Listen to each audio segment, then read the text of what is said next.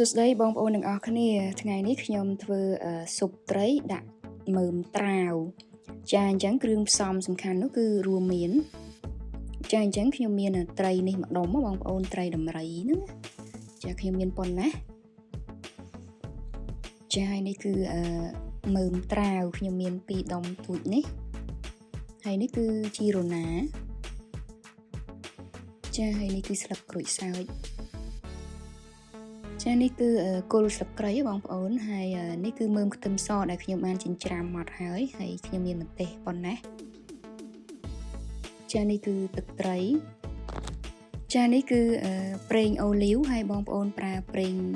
ឆាយើងធម្មតាក៏បានដូចតែគ្នាទេចានេះគឺស្ករសហើយនឹងម្សៅស៊ុបខ្នុរចាអញ្ចឹងសូមរងចាំទស្សនានៅការធ្វើទាំងអស់គ្នា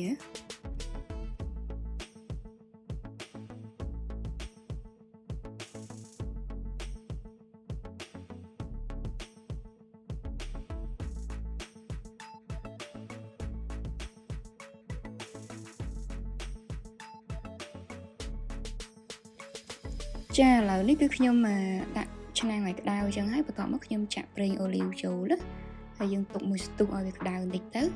សឹមយើងដាក់មើមខ្ទឹមសម្ទេសគល់ស្លឹកគ្រៃហើយនិងស្លឹកក្រូចសើចចូល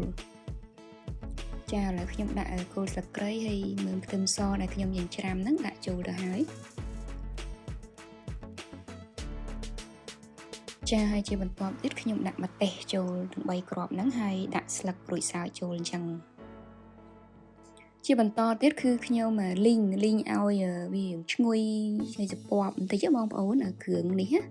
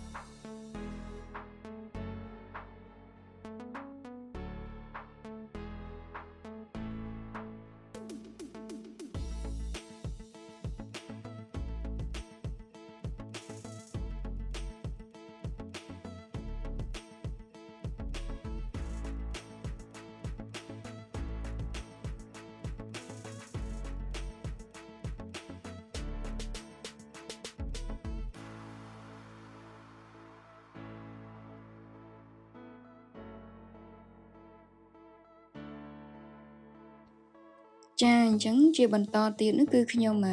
ដាក់ត្រីចូលតែម្ដងហើយត្រីហ្នឹងគឺខ្ញុំកាប់រៀងធំបងប្អូនចាអញ្ចឹងជាបន្តទៀតនេះគឺខ្ញុំច្បល់សាច់ត្រីនេះយើងច្បល់ថ្នមជាមួយនឹង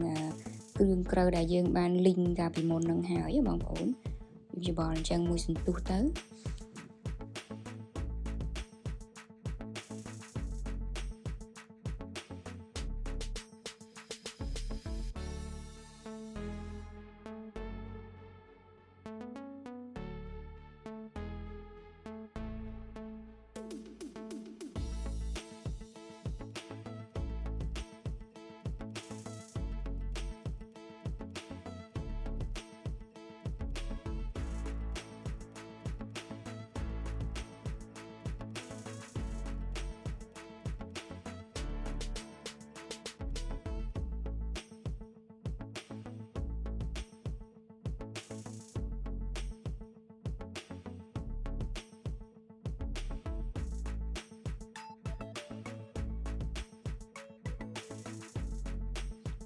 ចាអញ្ចឹងជាបន្តទៀតនេះគឺខ្ញុំ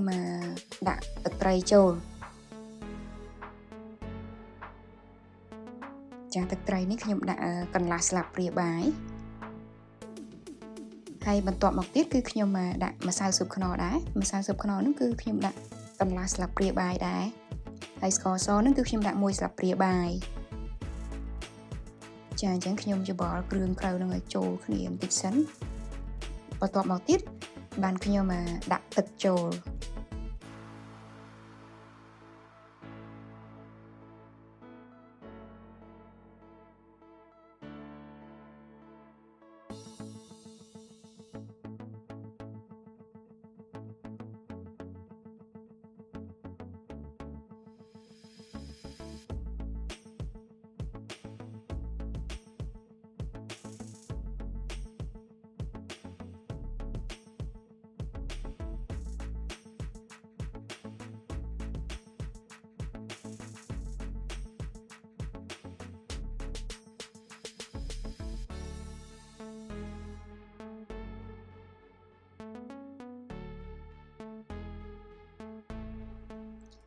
ចាអញ្ចឹងជាបន្តទៀតនេះគឺខ្ញុំ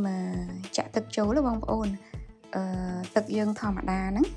ចាឥឡូវខ្ញុំដាក់ចូលហើយយើងដាក់ម្លិចសាច់ត្រីហ្នឹងទៅ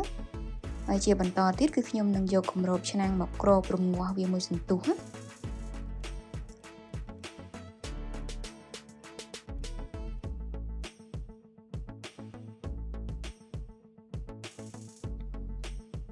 ចាឥឡូវឃើញថាពុះហើយបងប្អូនអញ្ចឹងខ្ញុំនឹងស្រង់គល់ស្លឹកគ្រៃហើយស្លឹកក្រូចសើចហ្នឹងចេញណាស្រង់ចេញឲ្យអស់តែម្ដង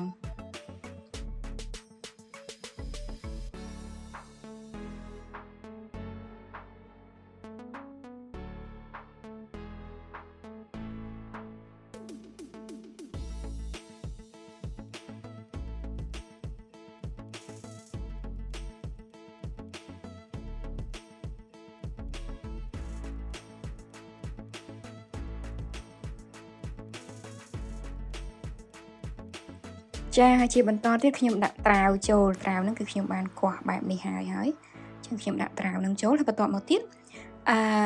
យើងរងាស់មួយសន្ទុះយកគម្របឆ្នាំងមកគ្របឲ្យមិនបាច់ឲ្យជិតទេបងប្អូនចំហអញ្ចឹងរងាស់មួយសន្ទុះរហូតដល់ត្រាវហ្នឹងផុយទៅជាការស្រេចហើយស៊ុបត្រីដាក់មើមត្រាវចានៅពេលដែលត្រាវយើងរៀងផុយហើយយើងរោយជីរណាដាក់ពីលើទៅជាការស្រេចហើយបងប្អូនងាយស្រួលធ្វើទេស៊ុបត្រីដាក់ជាមួយនឹងមើមត្រាវចាអញ្ចឹងវីដេអូថ្ងៃនេះគឺមានតែប៉ុណ្ណេះឯង